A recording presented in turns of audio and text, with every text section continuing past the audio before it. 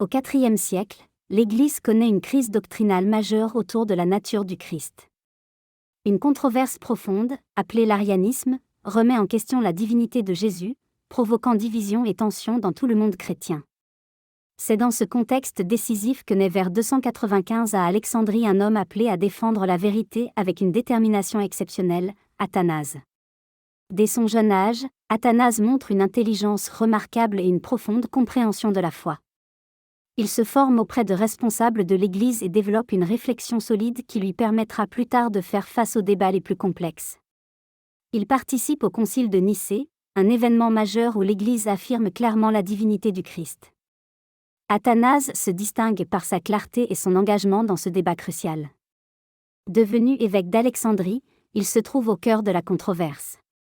Il défend avec force l'enseignement selon lequel Jésus est pleinement Dieu, refusant toute compromission. Cette position lui vaut de nombreuses oppositions. Des pressions politiques et religieuses s'exercent contre lui, cherchant à le faire taire ou à le faire renoncer à ses convictions. Athanase connaît plusieurs exils au cours de sa vie.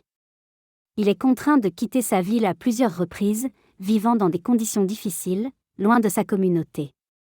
Malgré ces épreuves, il reste fidèle. Il continue d'écrire, d'enseigner et de défendre la foi, convaincu que la vérité ne peut être abandonnée. Sa persévérance devient un symbole. Même lorsqu'il semble seul contre tous, il ne cède pas.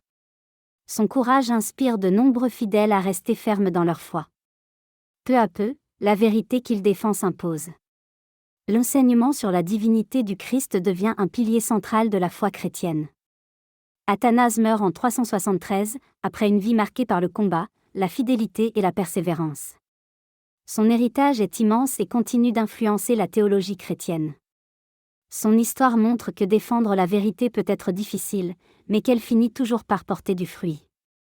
Inspirons-nous de saint Athanase pour rester fidèles à la vérité, pour ne pas céder face aux pressions, et pour vivre notre foi avec courage.